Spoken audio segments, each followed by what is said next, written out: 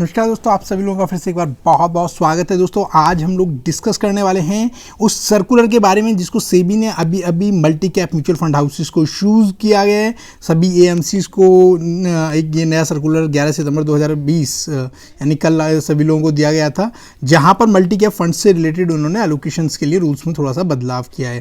दोस्तों अभी तक इन्होंने क्या किया था कि मल्टी कैप्स में कोई लिमिट नहीं थी। आप किसी भी लार्ज कैप में, एक्चुअली मल्टी कैप का मतलब क्या होता है, 3 कैटेगरीज होती है हमारी जो कंपनीज होती है। एक होती है लार्ज कैप, ठीक है ना, दूसरी होती है मिड कैप, है ना, तो मिड कैप, और तीसरी होती है स्मॉल कैप। तो इन तीनों में कोई लिमिट नहीं हो रही थी, कितने भी किसी में इन्वेस्ट कर सकते थे मल्टी कैप के अंदर। लेकिन अभी इन्होंने चेंज किया है।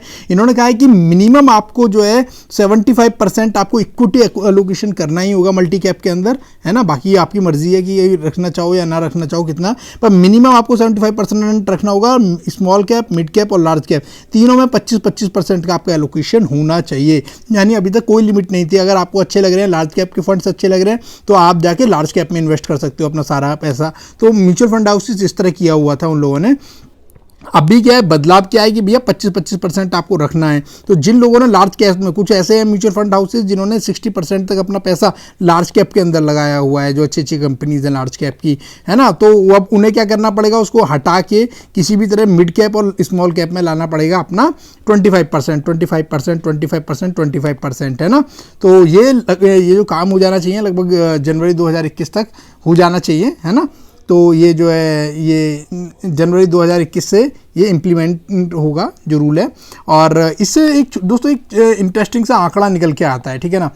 मैं आपको इसमें बता दूं कि इसमें क्या फ़ायदा होने वाला है कि यहाँ पर जो है आपको मान के चलना पड़ेगा कि हमारे पास जो है ना मल्टी कैप के अंदर जो है आप देखोगे तो लगभग जो है 4 एक आर्टिकल मैंने इसमें पढ़ा था मनी कंट्रोल में, 1.46 ट्रिलियन इकोनॉमी है, मतलब ये पैसा लगा हुआ है मल्टी कैप के अंदर एलोकेटेड है, ठीक है ना।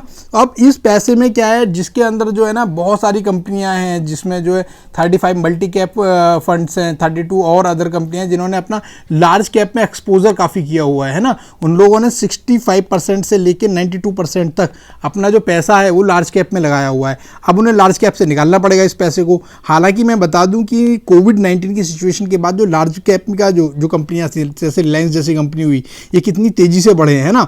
तो अभी क्या है, इसमें से निकाल सकते हो, क्योंकि वो ऑलरेडी इतना ज़्यादा बढ़ चुके हैं कि वहाँ से पैसा निकालने में नहीं, लिक्विडिटी जैसी कोई प्रॉब्लम नहीं होनी चाहिए म्यूचुअल फंड हाउसेस को कि भाई पैसा ब्लॉक है, अभी जो है कंपनी में उनका पैसा फंसा हुआ है, निकाल नहीं पा रहे हैं। तो यहाँ पर इनके पास एक अपॉर्चुनिटी है ना लार्ज कैप कंपनी से निकालने के लिए। तो जो इतनी सारी कंपनियों ने 65 से लेकर 92% तक लार्ज कैप के अंदर अपना एक्सपोजर किया हुआ था, अब उन्हें अपना घटा के सिर्फ 25% तक करना पड़ेगा। और बाकी का जो पैसा है वो कहाँ जाएगा, वो आपका जाएगा यहाँ पर मिड में और स्मॉल के अंदर जाएगा। जो बचा हुआ पैसा है मिड और स्मॉल के बीच में, यहाँ पर इन दोनों के अंदर जाएगा। तो सीधी सी बात है, मिड कैप और स्मॉल कैप का, अगर आपके पास मिड कैप और स्मॉल कैप के कंपनीज हैं तो आपको हो सकता है कि आपको वो पैसा उन कंपनियों में भी लगा मिल जाए, अगर आपने अच्छा सिलेक्शन किया है और आपके जो फंड मैनेजर हैं उसको भी ये लगता है कि भाई इसमें हो जाना चाहिए, है ना।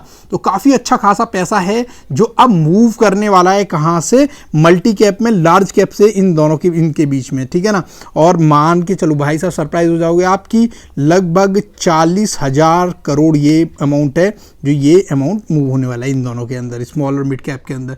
तो मान के चलो भैया आपने कोई मल्टी कैप फंड लिया हुआ था, स्मॉल कैप का एलोकेशन किया हुआ था, तो उसमें जो है अगर आपकी कंपनी कोई स्मॉल कैप की कंपनी किसी फंड मैनेजर को पसंद आ जाती है तो आप कहते बल्ले बल्ले न्यारे होने वाले हैं, क्योंकि उसमें काफ़ी अच्छा अमाउंट बढ़ जाएगा, है ना।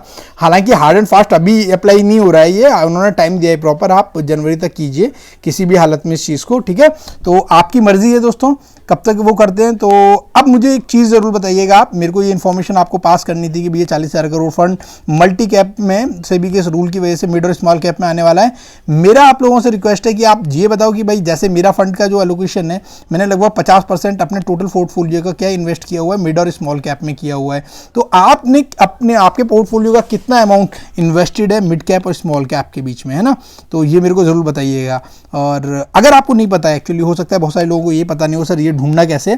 तो अगर ज़रोदा यूज़ कर रहे हैं तो ज़रोदा में क्या है, कोने में एक छोटा सा आइकन है, छोटू आइकन, यहाँ पे क्लिक करना और वहाँ पे जाके बिना आपको जो प्रोफाइल के अंदर आपको 3 चीज़ मिलेंगी, portfolio, profit loss tax, IPO वाला जो मैंने आपको सिखाया था। तो यहाँ पर जो है ना बस पोर्टफोलियो क्लिक करना, वहाँ पे आपको जो पोर्टफोलियो क्लिक करने के साथ ही एक पेज खुल के मिल जाएगा आपको। उस पेज के अंदर आपको small cap, large cap, mid cap में या किस किस सेक्टर में पैसा लगाया हुआ है, किस किस कंपनियों में लगाया हुआ है, सब आ जाएगा।